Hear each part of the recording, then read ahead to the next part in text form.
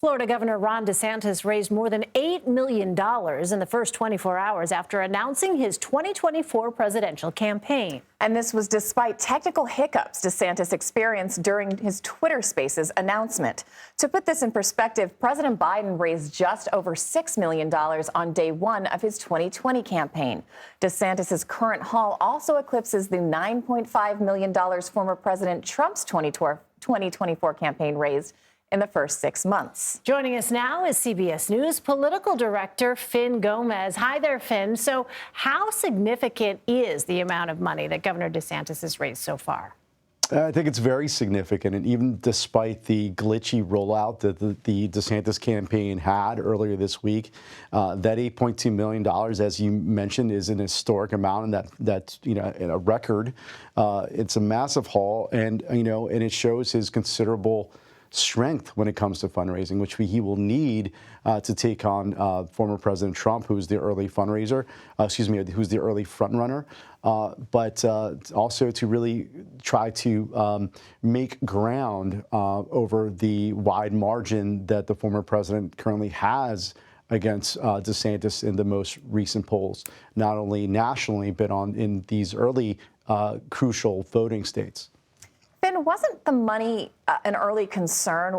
I remember reading reports about some donors kind of sitting on the benches and waiting and not kind of giving him those early dollars. Do we know what changed? And then he's supposed to have his first rally in Iowa. Why is he going to Iowa? Why does everybody still go to Iowa? Yeah, I mean, to your first part of the question, there was some donor concern. You saw that a few months ago. But it essentially has changed in recent weeks. In speaking to some of these Republican donors, they felt that he has gained some momentum.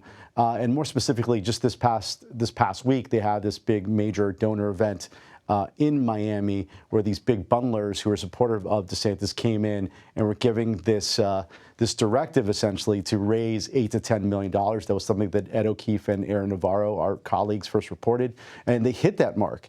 And I think that what it shows is that despite some of the criticism that he has received, DeSantis has received internally and externally for maybe not being aggressive enough versus Trump's attacks in these early months, that he still has this considerable donor base. Now, why Iowa? Iowa is very important because, again, those polls that I mentioned where Trump has as much as a 30 to 40 point lead ahead of DeSantis at this point in the race. Iowa, in the Hawkeye state, DeSantis has made serious inroads with one crucial electorate, and that's the evangelical vote there. They're big caucus goers. He's met with Bob Vanderplatz of the family leader, an evangelical group there that has a lot of sway. And he has a serious ground operation through his super PAC and through his campaign in the Hawkeye state. So why there? Because he feels that he can do well and make up some ground. So, Fin, I want to ask you about reaction to Governor DeSantis. What does it suggest that we have seen former President Trump going after Governor DeSantis so forcefully in a way that really looks like a contrast, right, compared to his approach with other Republicans who have jumped into the race? What does that suggest?